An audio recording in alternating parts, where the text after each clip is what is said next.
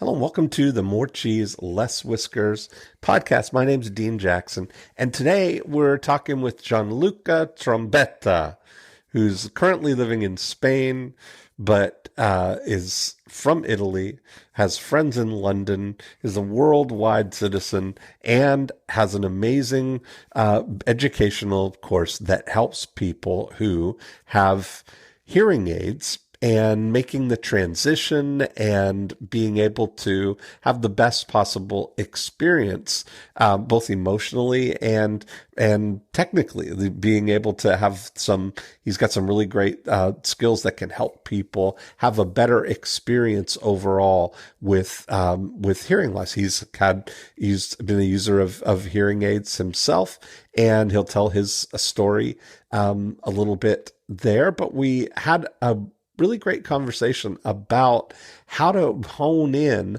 on who is the actual market for what he's got here. And I think we came upon a really great, perfect place for this kind of an educational course to fit in the transition from the during unit to the after unit for somebody who is helping somebody get the hearing aids. So enjoy this episode, and I will see you on the other side. Gianluca.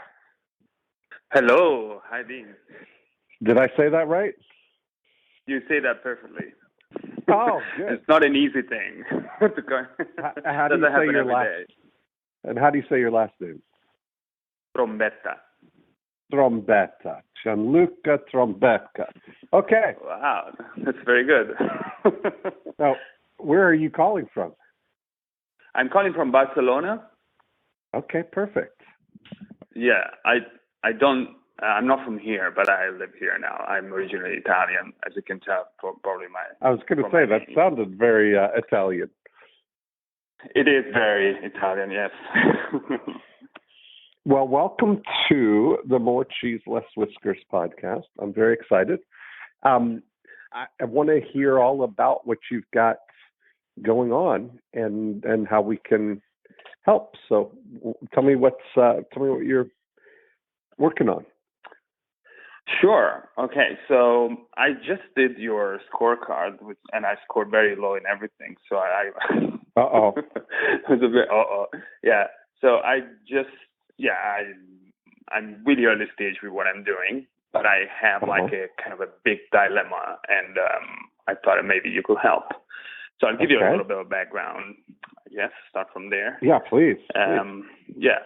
So the project I'm working on is in the hearing loss space. So I'm trying to I've built actually an educational info product to help hearing aid users to basically communicate better. So I teach them communication strategies, and I also teach them a bunch of things that they should know if they want to communicate effectively, things about how hearing aids work or how sound works, so that they can basically maximize their quality of life with hearing loss. And this comes from basically it's a passion of mine. It comes from personal reason, because I grew up with hearing loss myself. But I didn't wear hearing aids until I was 20 years old. So I spent my whole teenage years pretending that I could hear when I couldn't. So I've been really involved with all the emotional aspects of denial and pretending that come with hearing loss. So my background is I have a technical background. I worked in the tech startup scene in London for various years. And I'm new to business, so this is a new thing for me. I played at startups quite a bit, but nothing serious. So a year ago, I launched this educational product, and I can tell you a bit more about what I've been doing and the marketing side of things.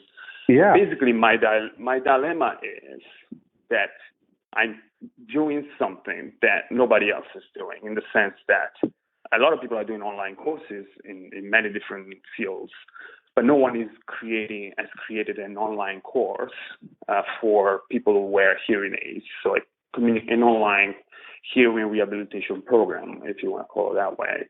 And I'm finding that it takes more effort in terms of education, but it's not the only point. It's like it's associated to health. So I have the feeling that people don't make the link between I want to hear better, therefore I take an online course. So even if there are some niches where there's no online courses available, but you could tell that if you want to learn something, that the usual way to do is, or one of the ways, is by taking a course. But it's not immediate, in my opinion, the association with I want to hear better, therefore I'll take a course, especially because whoever wants to hear better, the go-to solution is to go to an audiologist or a hearing aid seller and buy hearing aids. And then when the hearing aid doesn't work so well, the person doesn't think, I got to get a course and learn how this works, right? So that's kind of my dilemma. And I've tried, I've launched a course and I had some people using it. I had some interesting results, but I've also started exploring a more like B2B option where I'm actually helping audiologists kind of deliver a better service with a solution. So there are a few directions that I'm exploring, and I'm like, well, I could test a lot of things, right? But what should I not test? Okay, so have you got what's the result, the outcome that people will experience after going through your course? Like, what's the difference that it makes? What's the transformation kind of thing? Well, most of the people that went through my course, we're not talking about a lot of people, but we're talking about maybe like between 15 and 20 people. 15 paid for it. And how much do you charge how much does the course charge? I tried different price points. I tried $69, $99, and $200. And so on average, $99, $150. So what's the added value? The benefits that I'm creating, the results that I'm creating for users. Most of my customers are people in maybe between 30 and 60 years old who are having some sort of hard time with communication at work. So I didn't market it that way, but ended up all my students are professionals. There are no people who are retired or people who are in jobs they don't care about. Everyone is well educated and have a good job. Like they are managers, they manage a team. And so the main result is for them to be able to live a more confident life and work life. So they can communicate better at work and also in their private life. And so how would they know, like, what would they experience after taking the course that would be, I used to not be able to do this, but now I can do this, or I used to, what would be the noticeable, how would they explain that it actually worked, that they feel better about it? What would be the kind of areas where they would notice the difference? Well, there are some things that are more practical. So many people will find that the conversations over the phone have improved. And this is mainly because not many hearing aid users know that there is some accessory technology that they can use to stream sound directly into their ears, which is what I'm doing right now. Otherwise, it's really, really bad to hear over the phone. So this is one example. But then there are things that are much more emotional, and it's harder for me to describe, but it generally has to do with basically stop pretending that they hear when they don't, because this creates a lot of stress for them to basically have unrealistic expectations to people around them that they can hear when they can't. And so this, basically lower stress levels because they are more confident. They tell other people, look, I have a hearing problem. This is how you have to speak to me from now on. And that just makes them feel relieved and more confident that they can take a promotion, or they're more confident in what they want to seek. Is that too abstract, or does that make? No. I'm just trying to get a sense of like where the, what they're looking for. So on one hand, I mean, I'm hearing you describe it that people are kind of, nobody wants to kind of admit that they have a hearing problem, sounds like. And I hear that from other people that I've talked with in the hearing field, that they're, that it's always kind of a, nobody's like proactively coming to the audiologist trying to like, at the earliest sign of hearing loss. They kind of wait until it's either, really too late, I mean, where it's really an issue, or somebody brings them to like a spouse or whatever brings them to the audiologist for hearing aids. So I'm wondering where, and the course itself is not in place of hearing aids, right? Like, I just want to be clear on what it's not. It's not helping me physically improve my hearing. It's what it's not rehabilitating my actual hearing loss. No, it's a complement, of course. I mean, there is it's a complement to actually having a hearing aid, right? Yeah. Now, Sorry, go ahead. No, I was going to say also. So then it's the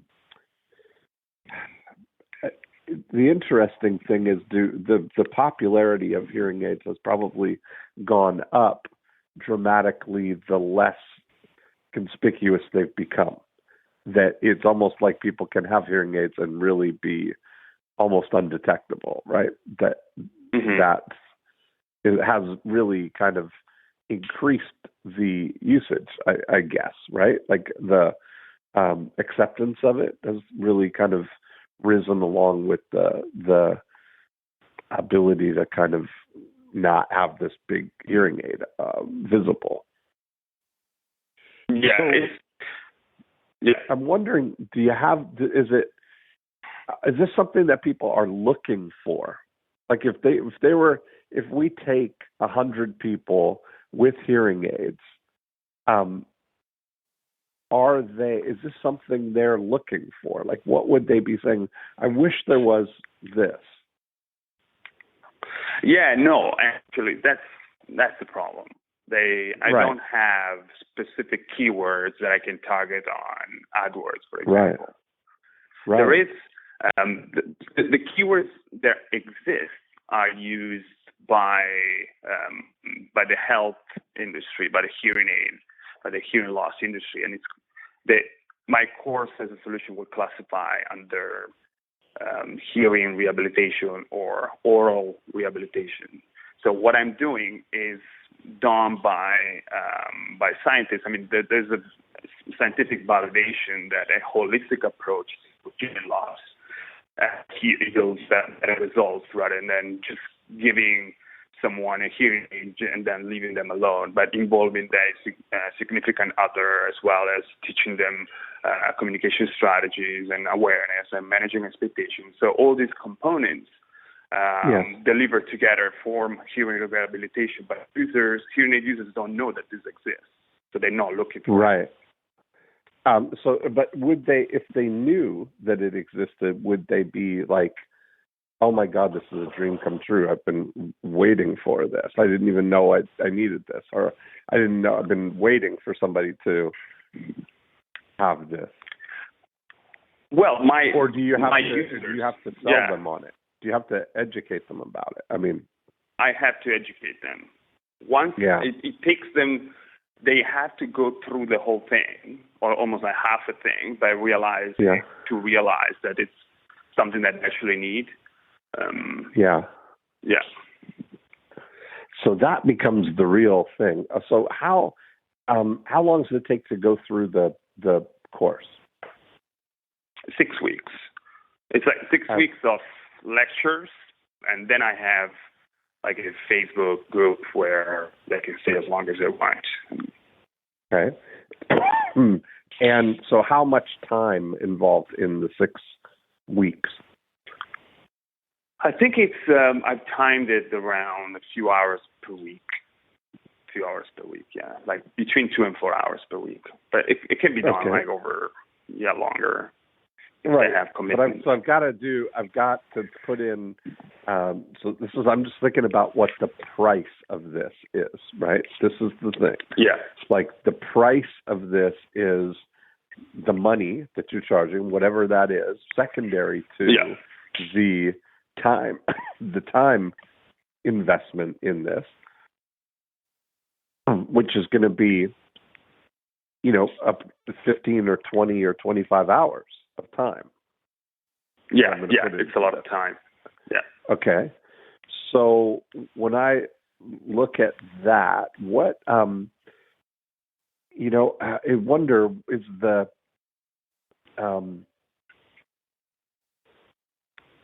what would be the fastest benefit? Is there a magic trick or I use magic trick as a loose word. Like, is there something that you can give somebody an insight that gives them an immediate reward that is encouraging and exciting and has them leaning forward saying, wow, tell me more?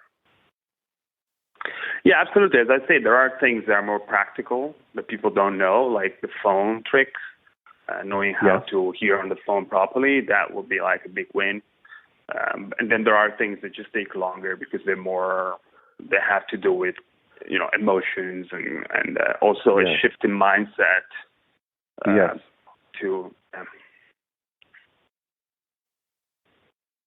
Yeah, I mean, your whole, it almost seems like, but the phone situation would be a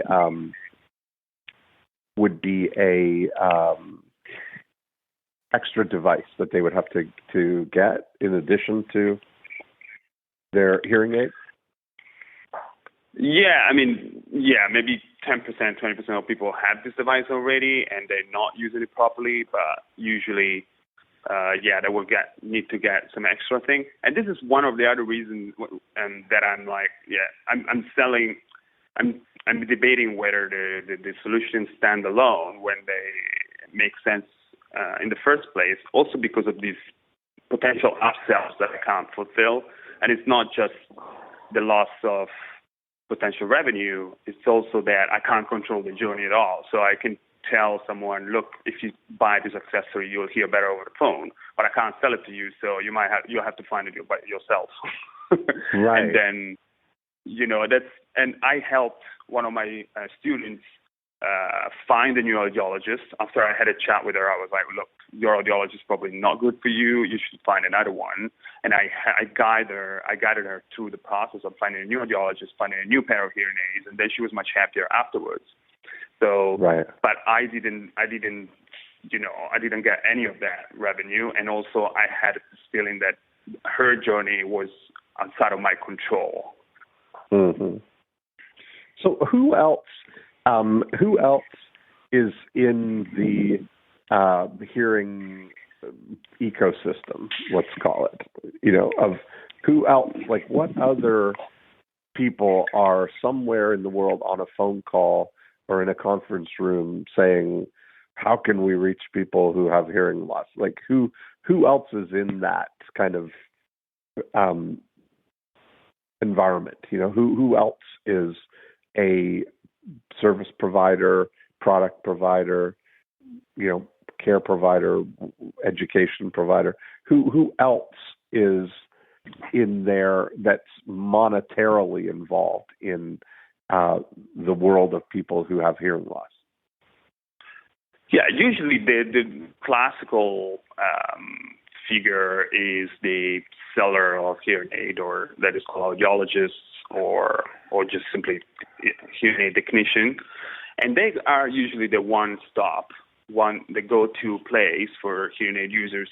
There are some online retailers as well, but regulations are very strict to what kind of hearing aids can be sold online. Mm-hmm. So basically, the offline way is still, I think, the most popular. And then there are charities. Charities are the ones that are offering services more similar to mine. So they offer hearing rehabilitation courses, usually for free. They charge it, so they get funding, and then they offer the services.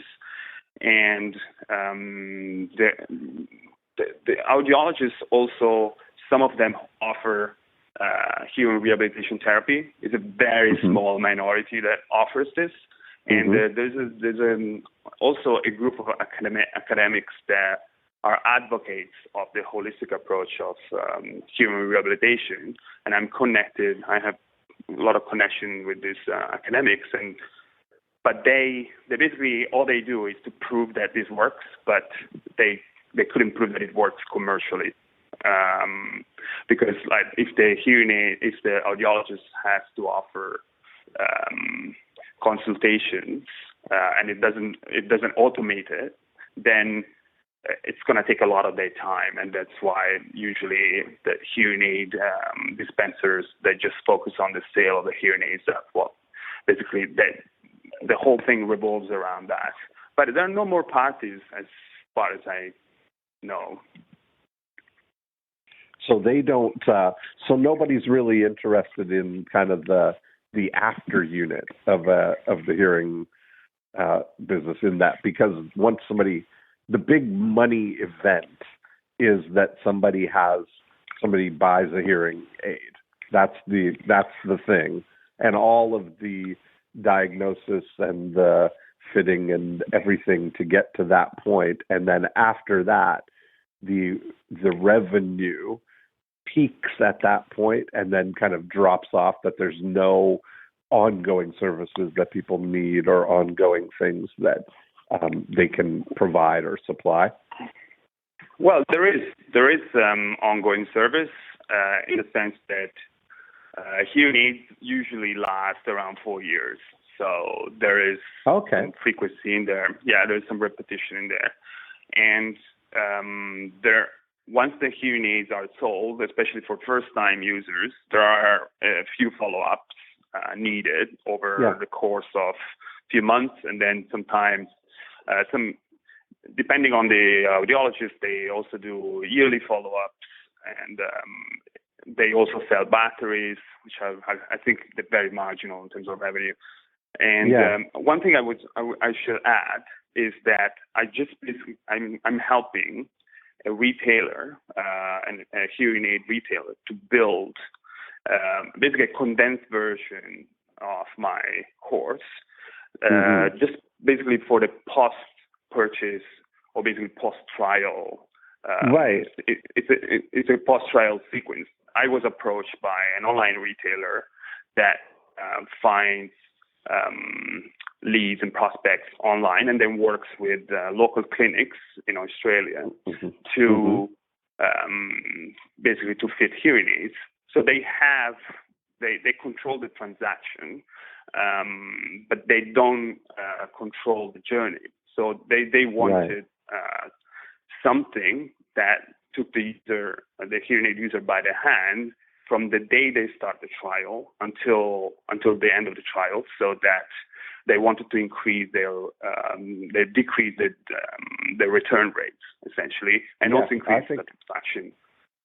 Yeah. Now we're getting somewhere. There we go. So this is where I was going to go with this, was that if the idea is that, and how much are hearing aids, by the way? Like how much would somebody spend on this process of getting diagnosed and fitted and everything to get their first hearing aid? Oh, it's a ridiculous amount. It's like between usually, I think average will be around $5,000 for a pair of hearing aids. Perfect. But you can easily get higher than that, like 7,000-8,000, or some people go lower, like 3,000. And then they would need that. They would need that again in 4 years. Yes. I mean, personally, I've had my hearing aids longer, but yeah, average 4 or 5 years. Yes. Okay. So every 4 or 5 years, somebody's got to have that kind of thing. So where you really fit then, it feels like where you could add the most value is for somebody who has just got hearing aids, and that you can make that experience better for them as an after sale. I would fit that in like a Profit Activator 6 and 7 type of situation, right? Where you're providing after sale service to somebody who's gotten them to the point where they're walking out the door with their hearing aids, that they automatically then go into this 6-week aftercare program that's going to help them have the very best experience with having their hearing aids. And then on your educational stuff, all the new stuff, to have a quarterly or so journal or newsletter or something that is keeping in touch with people over those 4 years till the time that they're ready to get another hearing aid. And you're kind of like that bridge. There's value there.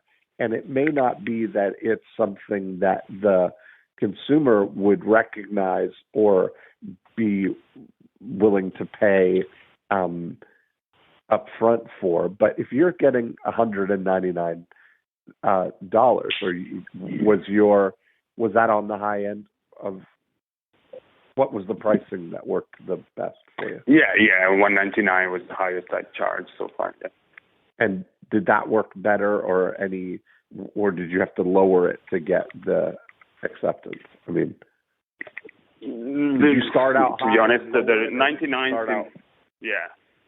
I started at 99, then I went up, and then I started at 99, and I sold a bunch easily, and then I raised it, became harder, and then I lowered 99 again, and then but then it was still difficult.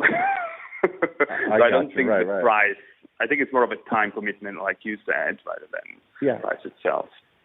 Well, part of what I was thinking is that you may be able to, because it seems like you have a passion for this, and this is really where your thing, your role could be as an ambassador kind of thing for some particular either manufacturer or a or a particular, if you were independent of that, for audiologists to have almost look at what their relationship with you as nurturing lifetime relationships with the people who are their clients. Because what do audiologists do right now in Profit Activator 6 and 7? It's a good question. I don't think they do much to keep in touch. I mean, they have. Right, they're all front end loaded, right? They're all before unit. And so, and also they don't do a lot. Some of them do the trial. I don't know if a trial before a transaction ends up in which Profit Activator, but definitely sometimes they do the trial without following up. And so the trial doesn't lead to a sale. So there's also earlier in the, I don't know if it's before unit. Mm-hmm. But it seems like you could be in a position to provide for the audiologists almost like an insurance policy for them, right? Like if you looked at it that a repeat business insurance policy kind of thing, right? Like if they're getting $5,000 and they were to earmark,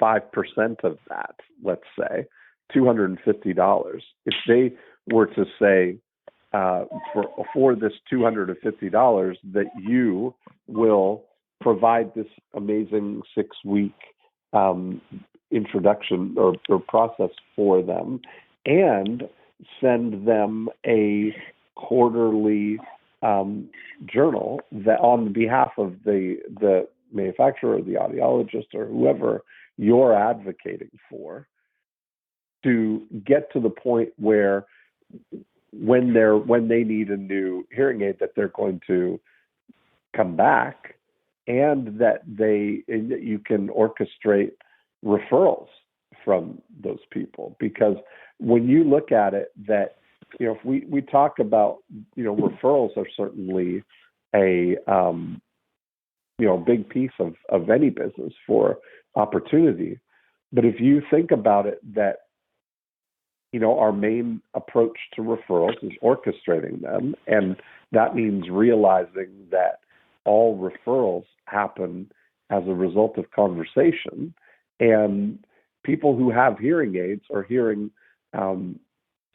loss or hearing, are using hearing aids, are probably going to be in conversation with people who are just getting them or are going through this process, or somebody, you can imagine somebody might be asking the person with hearing aids to talk to, their husband, or talk to somebody, who's they're encouraging to get hearing aids, that could be directed to the audiologist or that.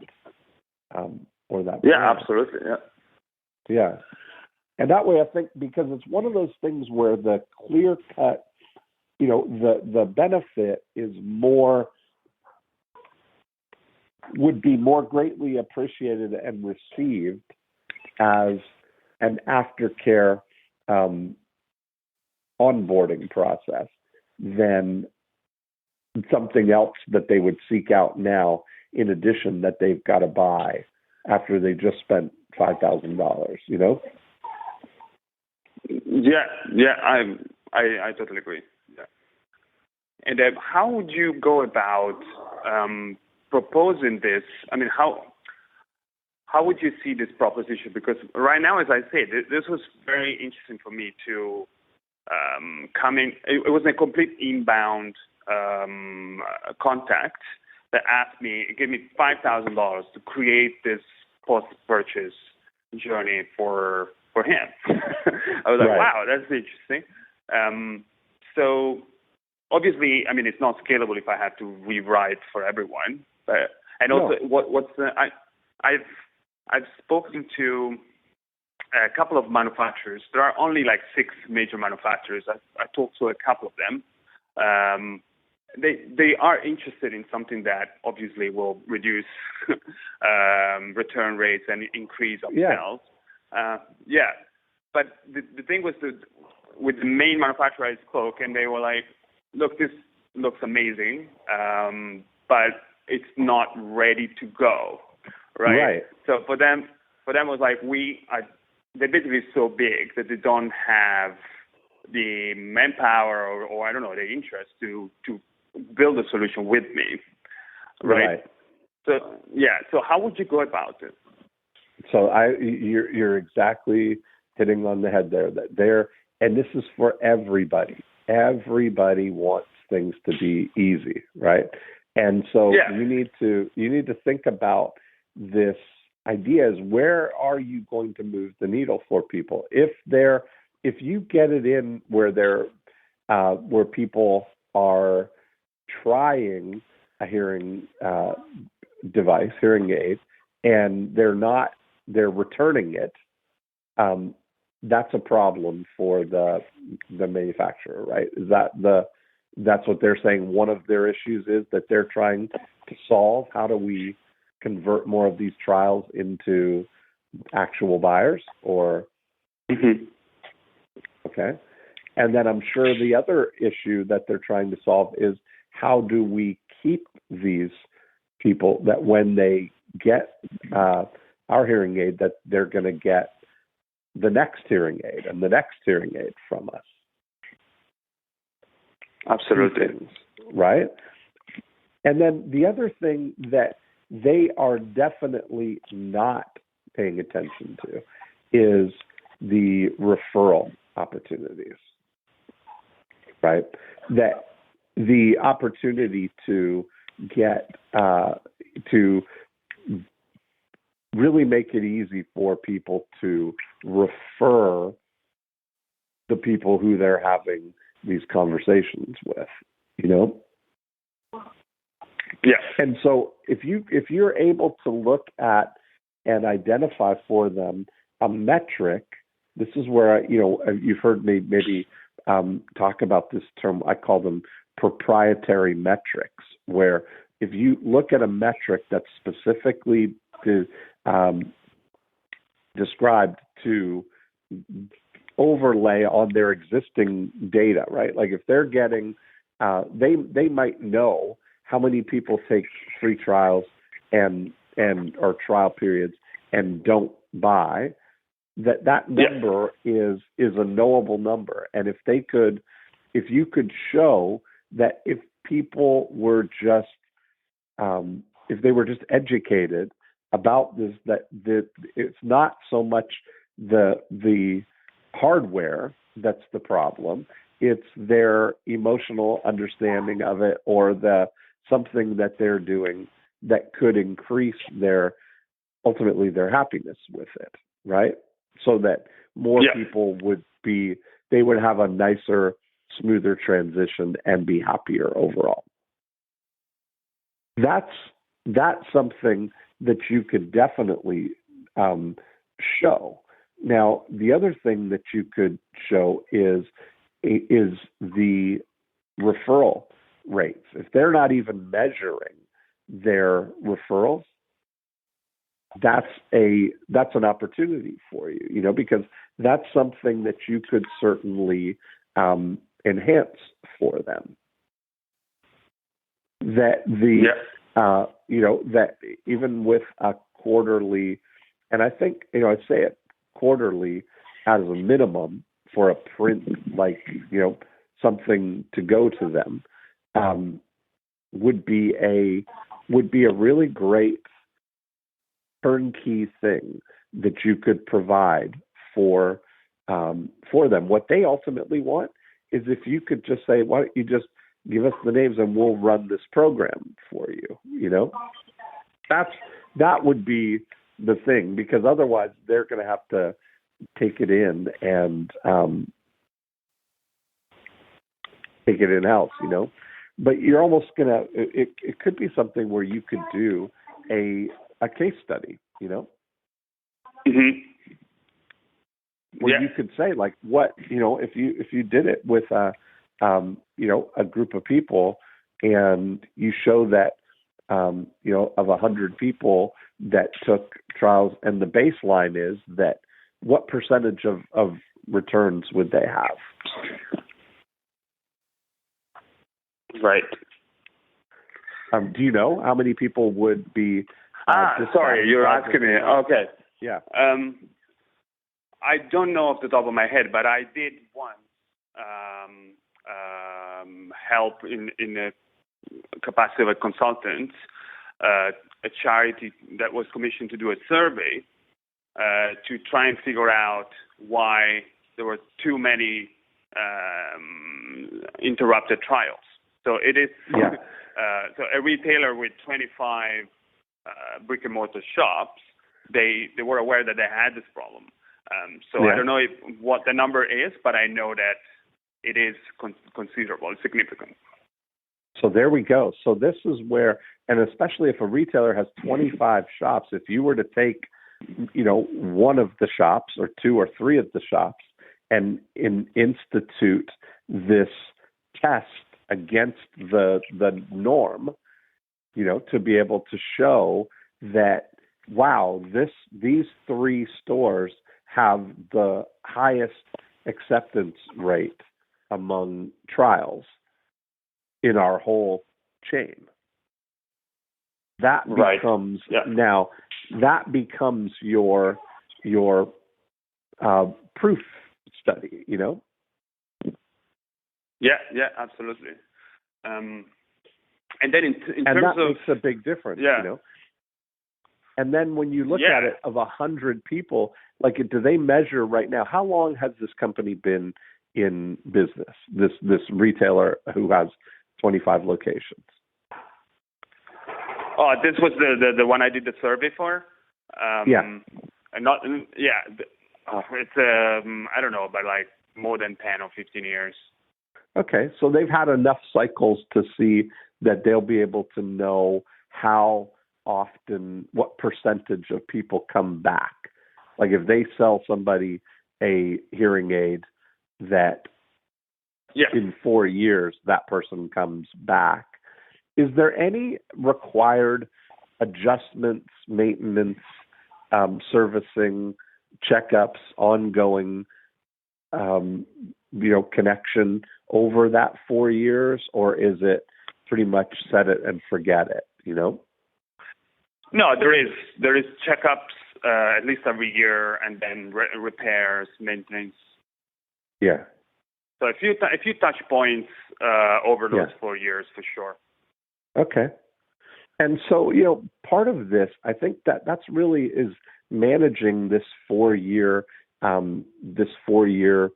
journey experience for people and looking at the things that you can affect, which would be that they're happier onboarding, right? That they're having a smoother transition, that they are coming back in 4 years when it's time, and that they're referring people over the course of that 4 years, right? And so you look at it that if you looked at those, what economic impact that would have for one location, just to get a sense of how big the opportunity is. Yeah. That would be a really valuable study, Yeah, absolutely. And the good thing is, I say this, but people, 4 years is a relatively short period of time in the context of a business that is growing and has intention of being a long-term provider, right, in this space. The space is not going away. It's certainly, a need. And there's once people get a hearing aid, it's not that they're going to decide, I don't need these or want these anymore. There's a need for it, so they have to have them. Yeah. And so I think that's really where this comes down to, is that you have the makings of a really great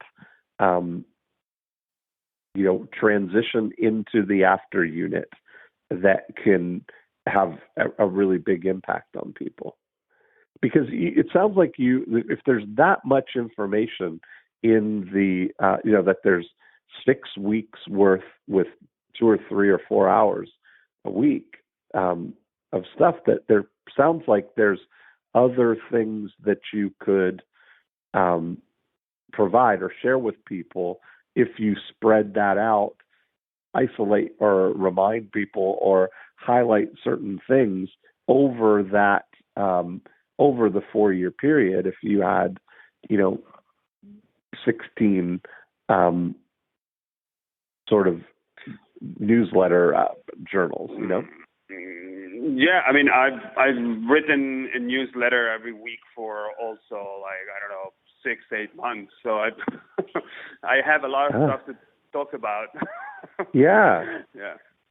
Well, it could be interesting that even doing something like what we do with the world's most interesting postcard of, if you could condense that stuff into even an 8.5 by 11 or a A10 or A4. Is that what's the regular London or European size paper postcard? that would be easy to mail, but then along with it, orchestrating the referral elements by having something that they could use to refer people who are entering the process of getting hearing aids, Right. Could you give me an example? How would you work? Would you give something to the existing customer as well as as a potential prospect? No, here's the thing. So our approach to referrals is really about the fact that the reason people refer anything is because it makes them feel good, right? They're not referring as a favor to the audiologist or as a favor to the manufacturer. They're referring because they want to add value to their friends. They want to be helpful, right, useful, informative, right? That they've got a shortcut. This goes all the way back to our, days when we're hunters and gatherers, and you want to let the tribe know about all these good things. Like, hey, I found some blueberries over that hill there, right? You want to add value by bringing those things. No, seriously, right? That's the kind of thing. So you're adding value to people. That's we're genetically wired to do that. Now, the mechanics of how that happens is that all referrals happen as a result of conversation. So that means that people are in a conversation and something about hearing loss comes up, something about hearing aids, something about, whatever it is, hearing issues, something, talking on the phone, any of the conversations that people might be having about hearing loss, that they have to notice that the conversation is about hearing loss. They have to think about you, and they have to introduce you to the person that they had the conversation with. So if there was a conversation that came up about, about hearing aids, and somebody is asking them questions because they're thinking about that it might be time, or they're asking them because their husband or wife or child might be, need hearing aids. And in that conversation, if there was something that they could get to give to that person that was asking the questions or brought up the conversation about it, that would be a win. So if there was a book or a guide, your first hearing aid, or 10 things you need to know about buying hearing aids, or whatever the appropriate title would be, that if you were on this postcard or on this communication that we're sending as an educational piece, if you were to use the pattern that we use of just a quick note in case you hear someone talking about hearing aids, about getting hearing aids, or wondering if it's time for them to get hearing aids. Often that's a difficult transition for people. They've got questions. They don't even know how the process works. If you hear someone talking about it, give me a call or text me, and I'll get you a copy of our hearing aid book, whatever the title of the book would be, to be appropriate, to give them, and it'll answer their questions and give them a helpful advice for looking into hearing aids. If somebody had that at their fingertips, that they could just give that to somebody, that would be very helpful, right? Yeah. It's brilliant. It's brilliant. And that's what we want to orchestrate, is just highlight that, hey, when you hear people talking about, anything to do with hearing aids, like, even the strategies that you were talking about, there must be a depth of knowledge that you're sharing with people over the 6 weeks, So I imagine there's no shortage of, different types of conversations that people would be in.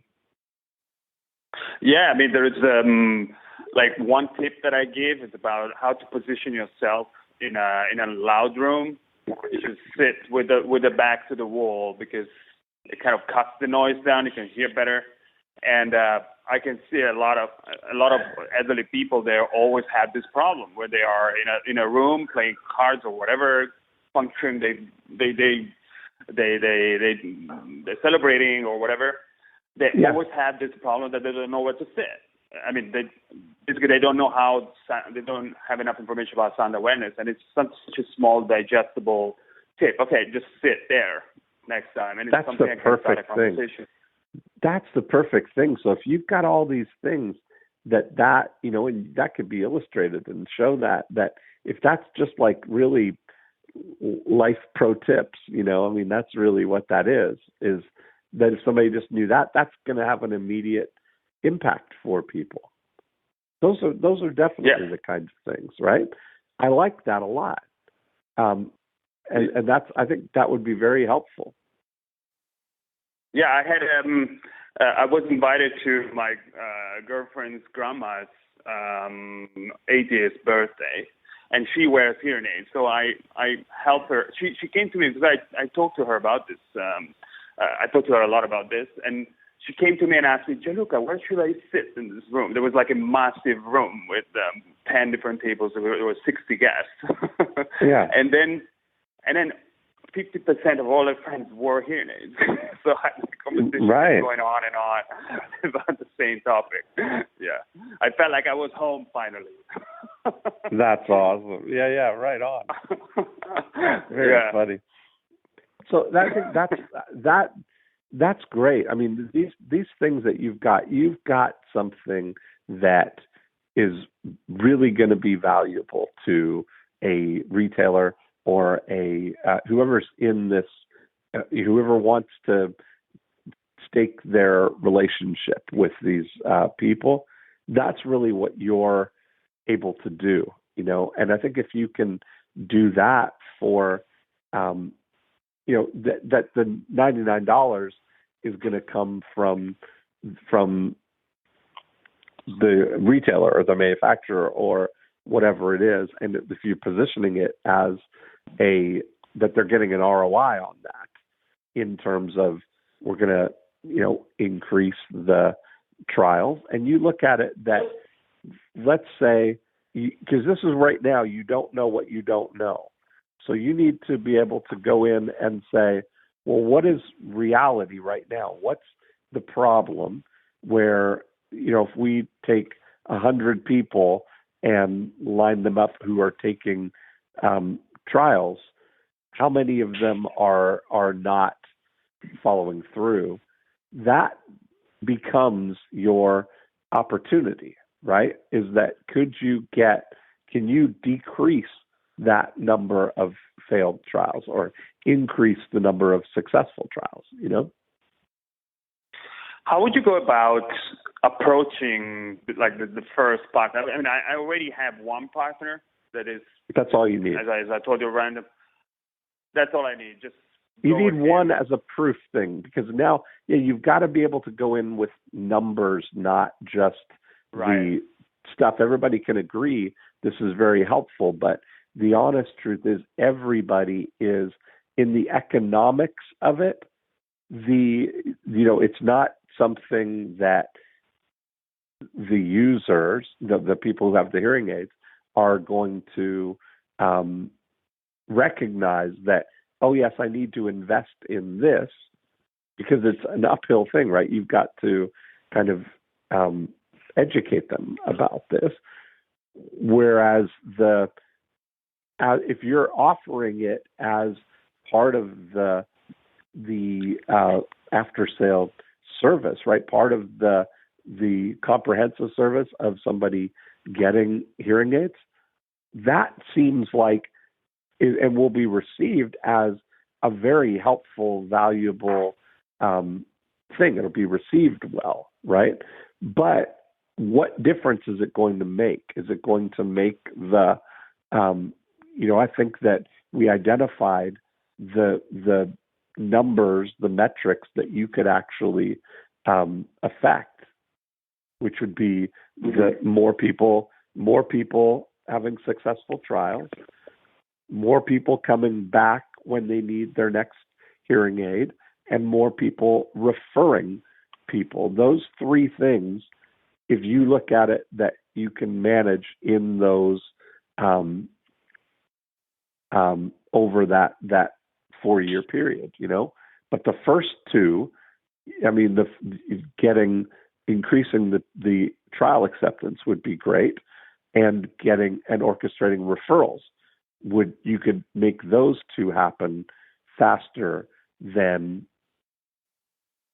4 years from now when they come back. That's really what we want to look at, is what is the total yield for a bundle of 100 new people taking trials of hearing aids.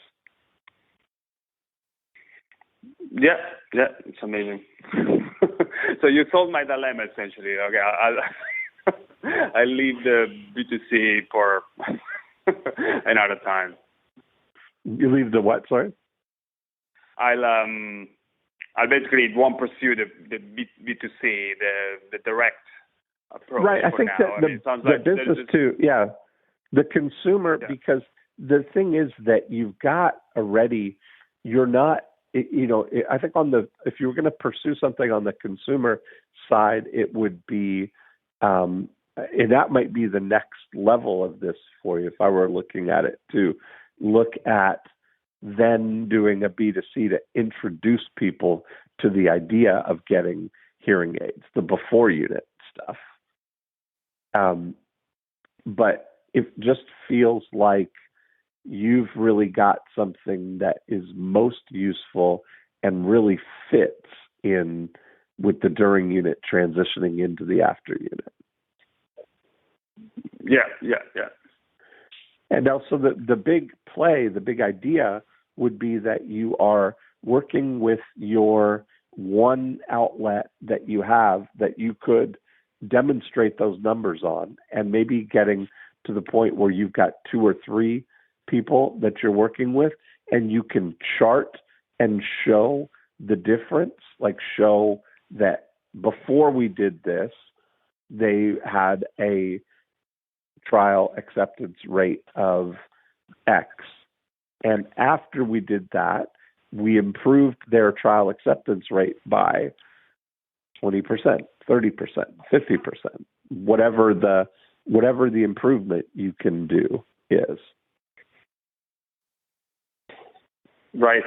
And there's another question I had. There is, like, in the UK, the National Health Service basically is the largest buyer of hearing aids in the country, because there is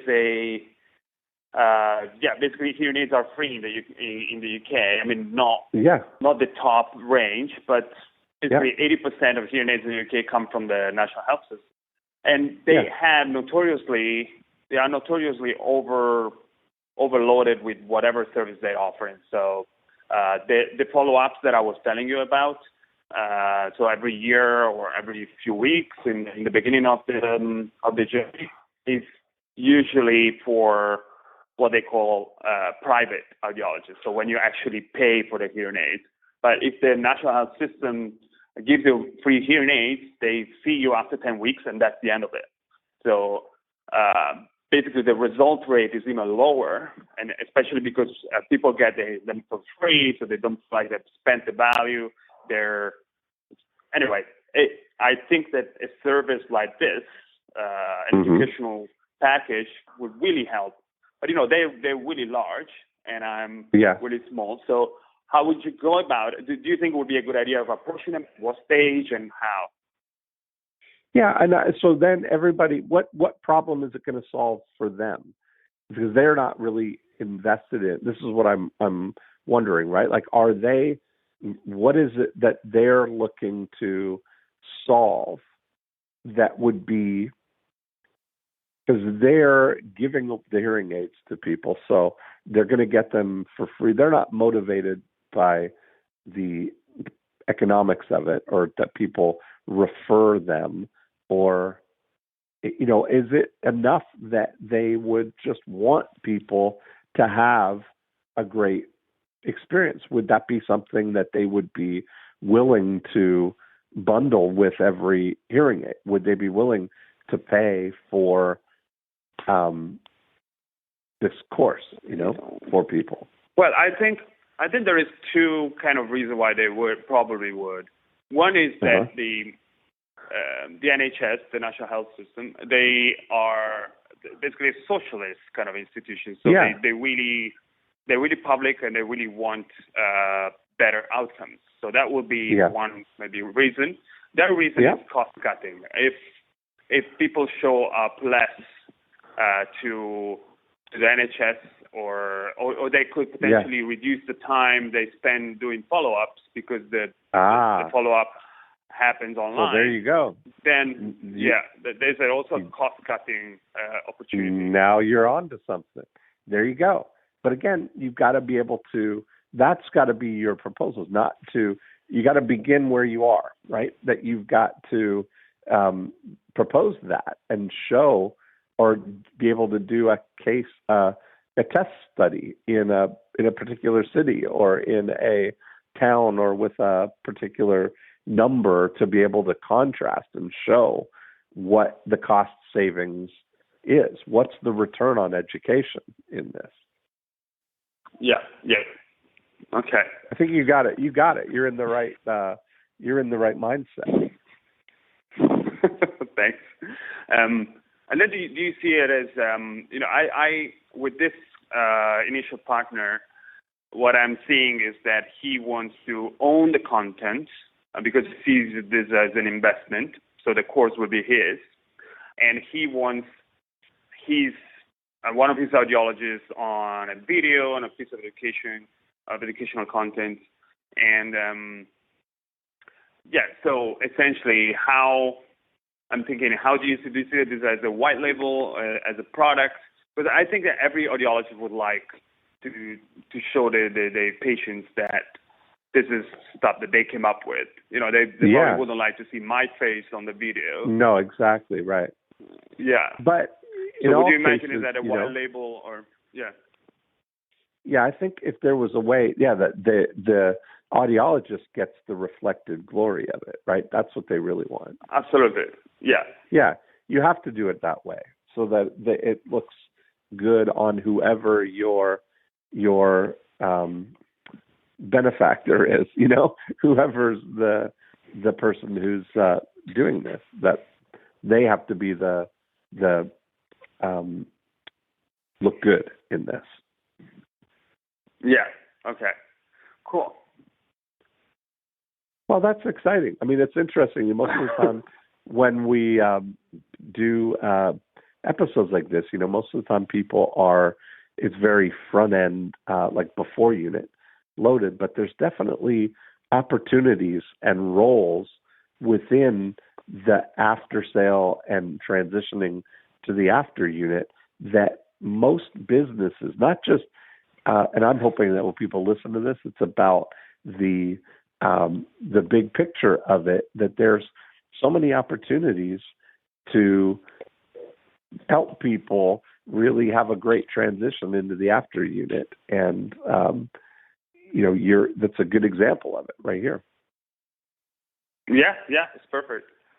I'm just glad that I think I was kind of going that direction, but I invested a lot of time into the direct to consumer just before I realized, look, there is no competition here. There must be a reason for it. Right, because they're not looking for it. Right. Yeah. Yeah, exactly.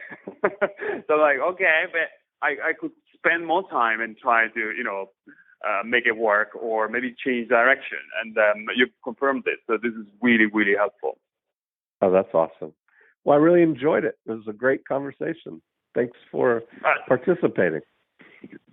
Thank you so much for your advice. It's I feel like it's really a privilege. Hi, by the way, I forget to to tell you. We have a friend in common, I believe. It's one of your copywriters, Tanya. Oh, great! Yes. Yeah, I mean, that's one of the reasons I got to know you online, and she's really a long-time friend of mine. That's awesome. Tanya's great. I'm going to see her in London in a few weeks here, so look forward to that. All right. Cool. Thanks, Gianluca. Well, thank you very much. Bye, Dean. Bye. And there we have it. I think we really turned that into something that can be an amazing lesson for everybody. It's very often that the episodes that we do on More Cheese, Less Whiskers end up being very before unit oriented, right? Finding people, running the before unit ads and conversions to get people to ultimately buy something. But it's very rare that we pick up something that really starts once somebody has bought something and transitions them into having a really great experience with that and ensures that they will have a nice passage into the after unit where they will become lifetime clients and refer people. So this is really a different type of episode, but I think very valuable in that it's rare that we get to talk about that. So if you've got something that can make an impact on a big way on somebody who has is already doing business in the during unit, that you could complement, that you could add your product or service onto in a measurable way that provides an impact for them, that's going to be received very well. And it's one of the great opportunities from a consulting standpoint. If your business is helping businesses grow, that's something that nobody is really helping people with. There's a lot of competition for funnel building and Facebook ads and lead generation and all that stuff, but there's far less competition for the impact of providing after-sales service, nurturing lifetime relationships, orchestrating referrals, which are often the lowest hanging fruit in businesses. So I think this was a very valuable exercise. I hope you got a lot out of it. If you want to be a guest on the show, go to morecheeselesswhiskers.com, download a copy of the More Cheese, Less Whiskers book, and click on the Be a Guest link. If you want to see how the 8 profit activators that we talk about are affecting your business, go to profitactivatorscore.com.